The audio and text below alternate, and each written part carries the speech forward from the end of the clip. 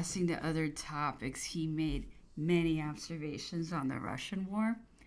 Among other things, he said that war should have been the most popular of any in modern times. It was a war of good sense and true interests, a war for the repose and security of all. It was purely pacific and preservative, entirely European and continental. Its success would have established a balance of power and would have introduced new combinations by which the dangers of the time present would have succeeded. By future tranquility, in this case, ambition had no share in my views in raising Poland, which was the keystone of the whole arc.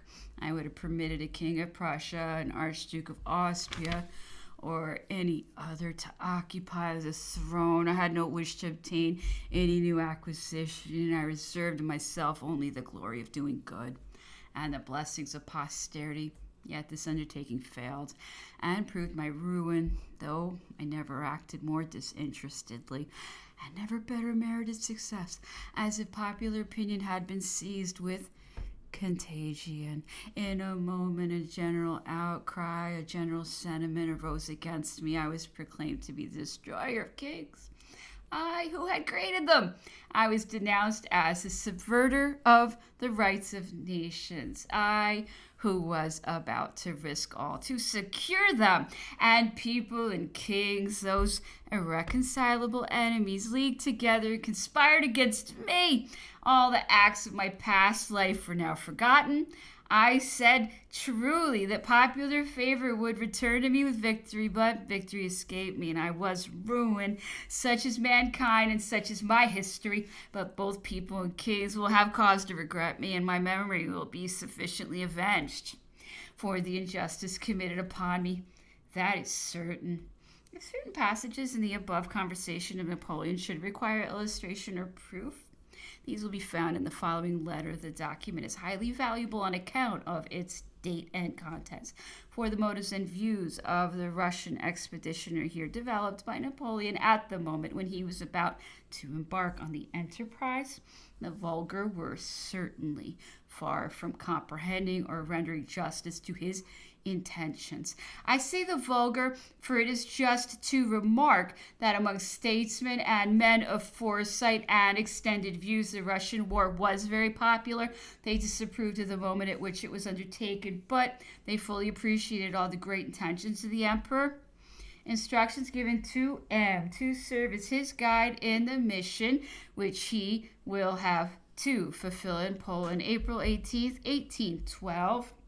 Sir, the high opinion which the emperor entertains of your fidelity and talent induces him to advance you so far in his confidence as to entrust you with the mission of the utmost political interest.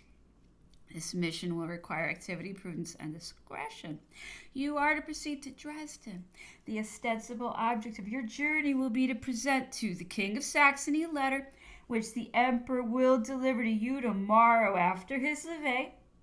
His imperial and royal majesty has already acquainted you with his intentions, and he will communicate to you verbally his final instructions respecting the overtures which you are to make to the King of Saxony. It is the emperor's intention that the King of Saxony should be treated with all the consideration to which he is entitled, from the particular esteem which his majesty entertains for him personally.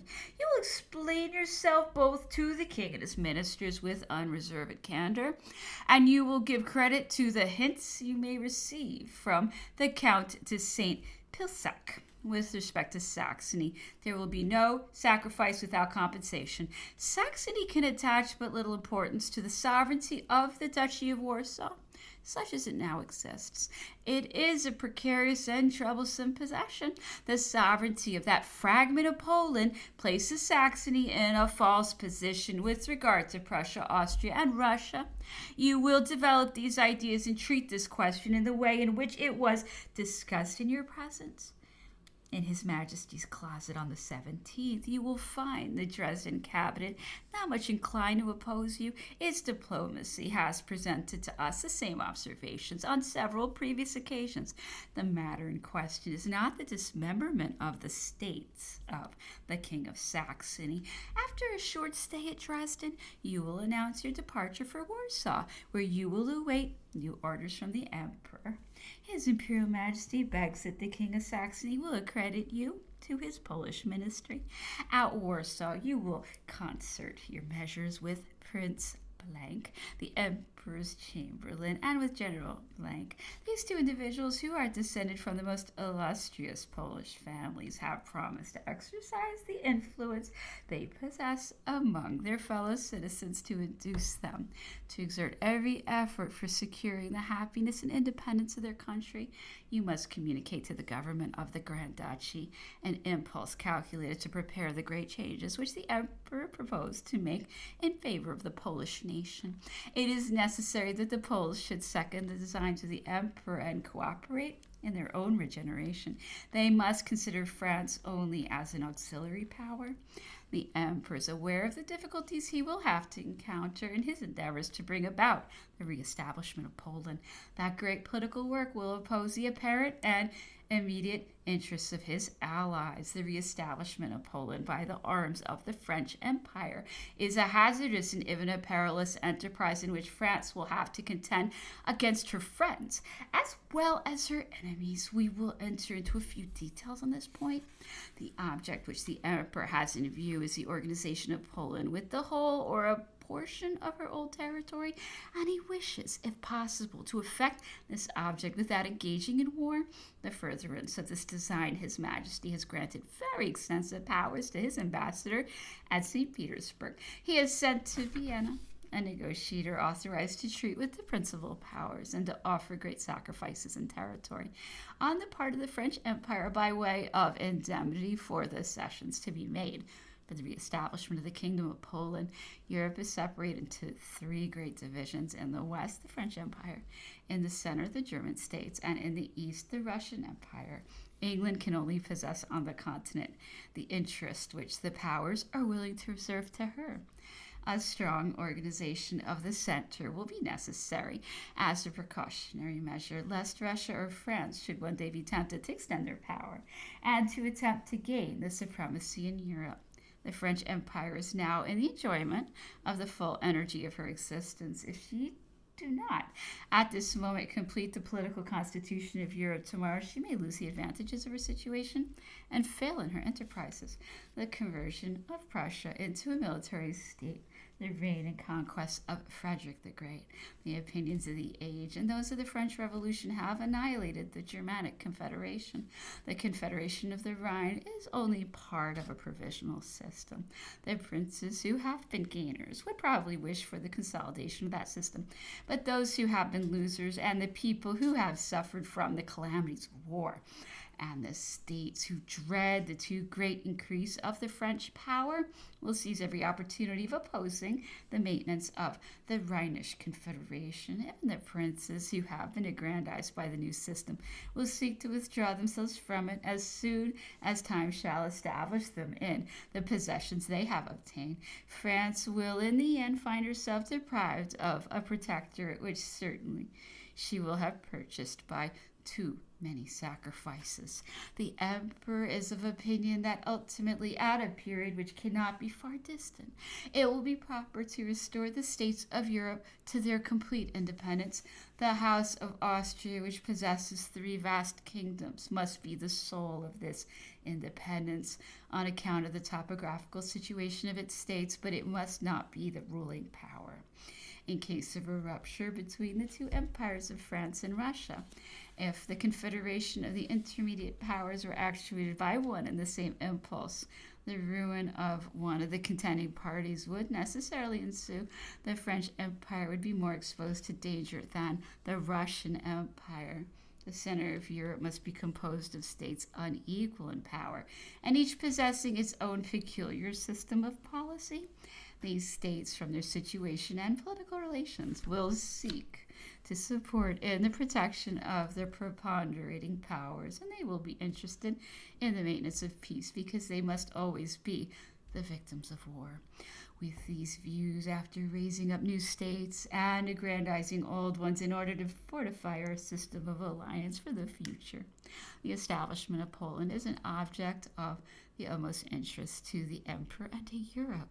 If the King of Poland be not restored, Europe will be without a frontier on that point, and Austria and Germany will be face to face with the most powerful empire in the world. The emperor foresees that Poland, like Prussia, will ultimately become the ally of Russia. But if Poland should owe her restoration to France, the period of the union of the above-mentioned states will be sufficiently remote to afford time for the consolidation of the established order of things.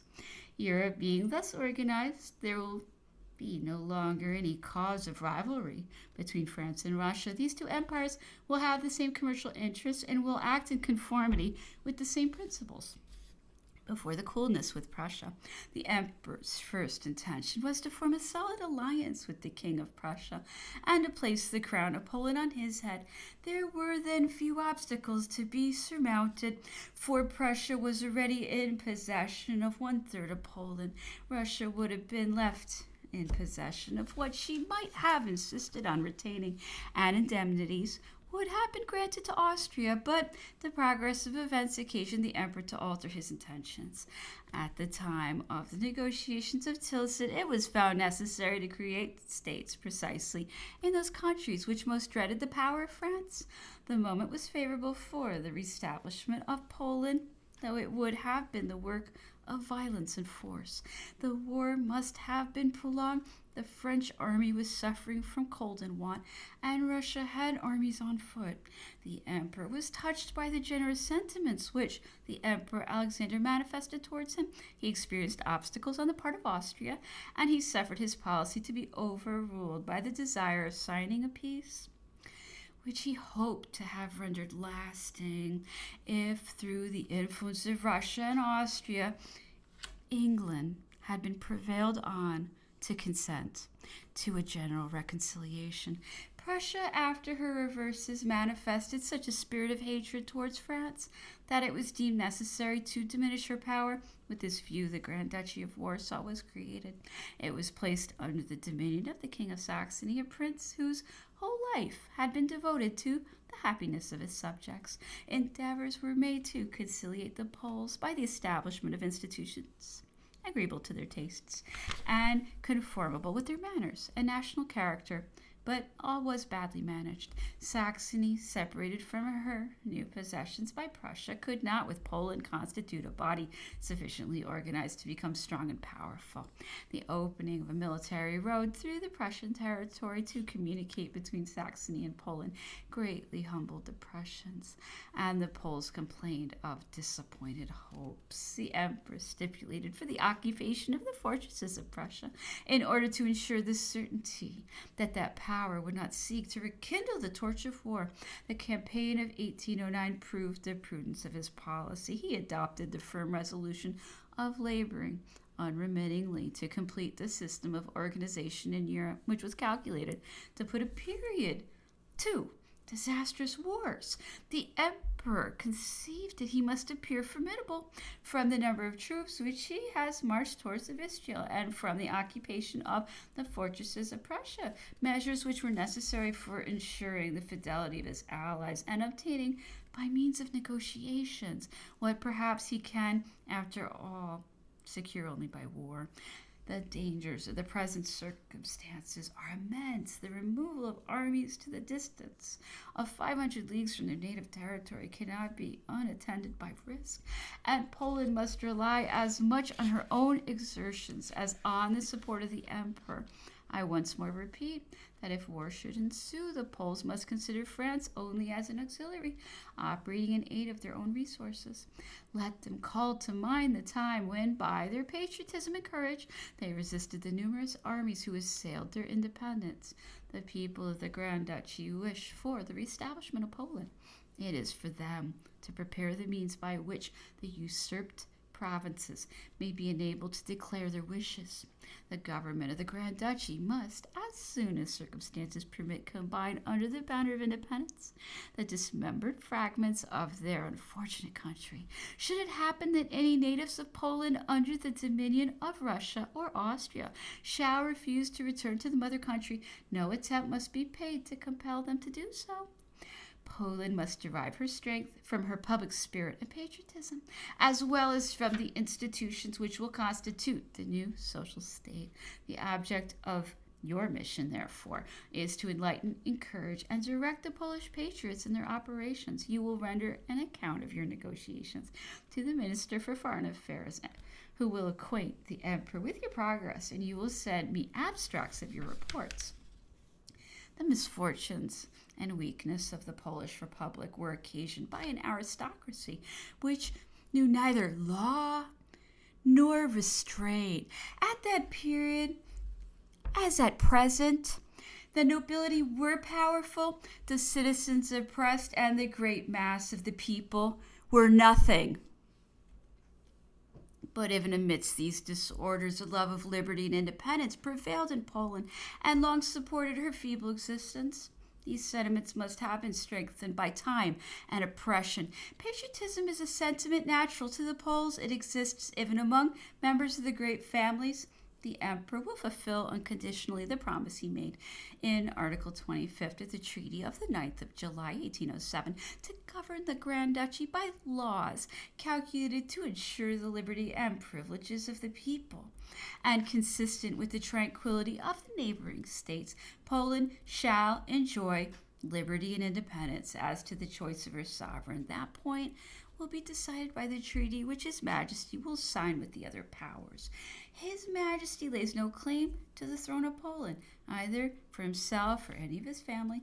In the great work of the restoration of Poland, he has only in view the happiness of the Poles and the tranquility of Europe. His Majesty authorizes you to make this declaration and to make it formally whenever you conceive it may be useful for the interests of France and Poland. His Majesty has ordered me to transmit you this note and these instructions in order that you may make them the subjects of conversation with the foreign ministers who may be at Warsaw or Dresden.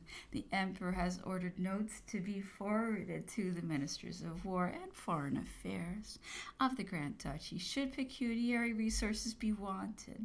His Majesty will assist the Polish treasury by assignments on the extraordinary domains which he still possesses in Poland and Hanover. The 26th. I was informed that the Emperor was very unwell and that he desired I would attend to him. I found him in his chamber with a handkerchief rolled round his head. He was seated in an armchair beside a great fire, which he had ordered to be kindled. "What," said he, "is the severest disorder, the most acute pain to which human nature is subjected?" I replied that the pain of the present moment always appeared to be the most severe. "Then it is the toothache," said he. He had a violent secretion of saliva, and his right cheek was much swelled and inflamed. I was alone in attendance upon him, and I alternately warmed a flannel and a napkin, which he kept constantly applied to the part affected. And he said he felt greatly relieved by it. He was also affected by a severe nervous cough, and occasional yawning and shivering, which denoted the approaching fever. "What a miserable thing is man," said he. "The smallest fiber in his body, assailed by disease, is sufficient to derange his whole system. On the other hand, in spite of all the maladies to which he is subject, it is sometimes necessary to employ the executioner to put an end to him. What a curious machine is this earthly clothing, and perhaps I may be confined in it for 30 years longer." He attributed his toothache to his late drive, as he had felt singularly affected by being out in the open air. "Nature is always the best counselor," said he. "I went out in spite of my inclination and only in obedience to reason. The doctor arrived and he found that his patient manifested symptoms of fever. The emperor spent the remainder of the day in his chamber, occasionally suffering severely from the toothache. At intervals, when the pain abated, he walked up and down between his armchair and the sofa and conversed on different subjects. At one time, he alluded to the base conduct of some of the individuals who had been about him during his power, a family who were established in the interior of the palace, who had been loaded with benefits, and who, it may be added, behaved most disgracefully at the period of the catastrophe, were one day detected in some offense or other by the emperor himself. He merely reproached them with their misconduct instead of punishing them for it. But what was the consequence, said he? This only served to irritate them without affording a just example. When things are done by halves, they will prove ineffectual. The fault must not be seen, or if seen, it must be punished. He next mentioned a woman who, together with her husband, held a very lucrative situation and who was constantly complaining to him of her poverty. She often wrote to me, said the emperor, to ask for money as though she had claims upon me, just as Madame Bertrand or any of you might do on your return from St. Helena. Alluding to an individual who had behaved very ill to him in 1814, he said, probably you will suppose he fled on my return, but no such thing. On the contrary, I was beset by him. He very coolly acknowledged that if he had felt a transient attachment for the Bourbons, for which, however, he assured me, he had been heartily punished, but this, he said, had served only to revive the natural affection which, oh, so justly, he really entertained for me. I spurned him from me, and I have good reason to believe that he is now at the feet of the royal family, relating all sorts of horrors about me. Man is always and everywhere alike. Finally, he mentioned a most infamous intrigue, which was set on foot by persons on whom he had lavished favors. These individuals endeavored to prevail on the Empress Josephine to sign a most degrading letter under pretense of securing her tranquil residence in France, but doubtless with the real purpose of gaining credit to themselves in another quarter. The letter, which was to have been addressed to the king, contained a disavowal of all that she had formerly been and what she still was, together with the request that the king would provide for her as he pleased. The empress wept and resisted the importunity, asked for time, and consulted the Emperor Alexander, who told her that such a letter would utterly disgrace her. He advised her to dismiss the meddling intriguers by whom she was surrounded, assured her that there was no intention of removing her from France or disturbing her quiet in any way, and promised to be responsible for her himself in case of necessity. In the evening, the emperor felt better, and he enjoyed a little sleep. His countenance bore evident marks of the severe pain he had suffered